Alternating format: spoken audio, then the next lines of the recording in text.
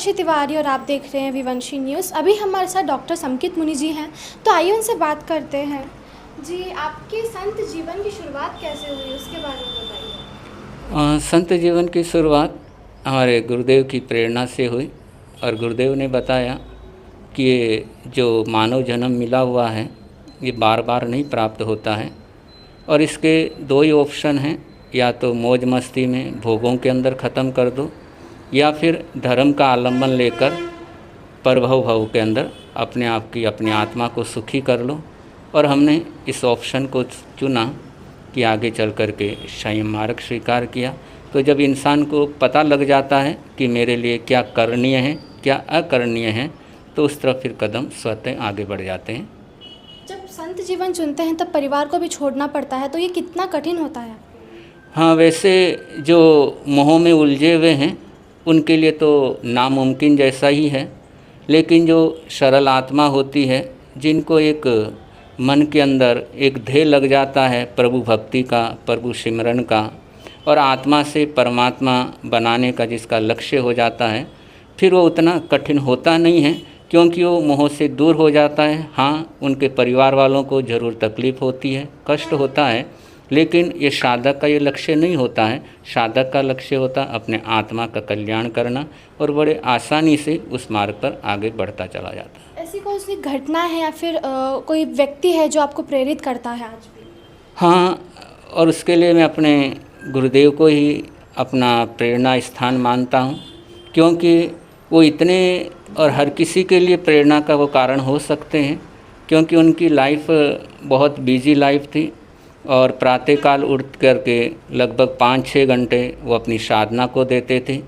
फिर प्रतिदिन या लगभग हर समय उनके आसपास भक्तों का हुजूम लगा रहता था, लेकिन इतना कुछ होते हुए भी जो उनका लक्ष्य था, ध्येय था, वो उनको पूरा करते ही करते थे। और जो आज वर्तमान के अंदर सबकी प्रॉब्लम होती है कि हमें वक्त नहीं मिलता है, लेकिन गुरुदेव का ऐसा जीवन है कि वो सब कुछ करते हुए भी अपने लिए वक्त निकाल लेते थे। और वक्त मैनेजमेंट अगर सीखना हो तो हमारे आराध्य गुरुदेव सुमति प्रकाश जी महाराज साहब के जीवन से सीख सकते हैं, और मेरे प्रेरणादायी तो वही मेरे भगवान हैं और वही मेरे प्रेरणादायी हैं। ऐसी कौन सी कुरीतियाँ हैं जो आज भी दूर नहीं हुई और जिसे होना चाहिए? वैसे समाज में अलग अलग हिस्से में प्रचलित अनेकों कुरीतियाँ हैं जो आज भी समाज के लिए अच्छी नहीं मानी जाती हैं, लेकिन बहुत सी ऐसी परंपराओं के नाम पर चालू हैं या कोई हिम्मत नहीं कर पाते हैं कि फॉर एग्ज़ाम्पल जैसे आज भी किसी व्यक्ति की मौत हो जाती है तो बहुत बार ऐसा होता कि मृतक के पीछे वो रोना धोना बहुत ज़्यादा चलता है, और लगभग आदमी खुद को परेशान कर जाता है या डिप्रेशन के अंदर चला जाता है, और उनको सही मार्गदर्शन मिले कि जन्म के साथ मृत्यु तो अवश्यंभावी है और उसे स्वीकार करना होता है। तो और उसके बाद में और भी ऐसी बहुत सी कुरीतियाँ प्रचलित हैं कि विवाह आदि में आडंबर इतना बहुत ज़्यादा तक हो गया है कि जब तक 4-5 करोड़ खर्च ना हो तब तक शादी विवाह, या अपने गांव से दूर जाकर के शादी विवाह करना। और ये नई जो ये प्रचलित जो आ रहे हैं सामने अंदर, तो इनको कहीं ना कहीं रोकथाम करना बहुत ज़रूरी है। आम जीवन के लोगों में कई कठिनाइयाँ होती हैं, चुनौतियाँ आती है। आपके जीवन में से कौन सी चुनौतियाँ आई जिसे आपने दूर की?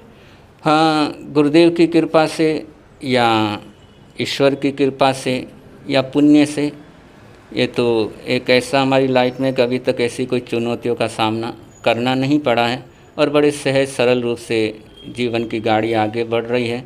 और कहीं भी ऐसा कोई संकट या चुनौती अभी तक हमारी लाइफ में आई नहीं है कि जिसे हमें सोचने पर मजबूर होना पड़े या ऐसी दुविधा की ऐसी स्थिति हो, तो वो चुनौती अभी तक तो आई नहीं है। सुसाइड के लिए ये बहुत घातक परिणाम लेके आ रहे हैं, और ख़ास करके युवा लोग कहीं भी थोड़े से भी फेलियर हो जाते हैं किसी भी फील्ड में, और वो तुरंत सुसाइड करने का प्रयास करते हैं। तो इसके लिए उन सब से कहना है कि फेलियर एक ज़िंदगी का हिस्सा है, और इसे एक हिस्से की तरह ही लेना चाहिए कि हम फेलियर हुए हैं लेकिन ज़िंदगी फेल नहीं हुई है। इस तरफ अगर ध्यान दें और आगे बढ़े तो इसका समाधान मिल सकता है, और इसके लिए पूरा प्रयास परिवार का होना चाहिए। और स्कूल की स्टडी भी कुछ ऐसी होनी चाहिए कि शुरू से ही उनको तालीम दी जाए कि ज़िंदगी में एक बार फेल होना पूरी तरीके से फेल होना नहीं है, ज़िंदगी दोबारा चांस देती है, उस दोबारा चांस का इंतज़ार करना चाहिए। जैसे खरगोश और कछुए की कहानी है कि कछुआ पीछे रह गया लेकिन हार नहीं मानी, हिम्मत नहीं मानी, तो खरगोश से आगे निकल गया।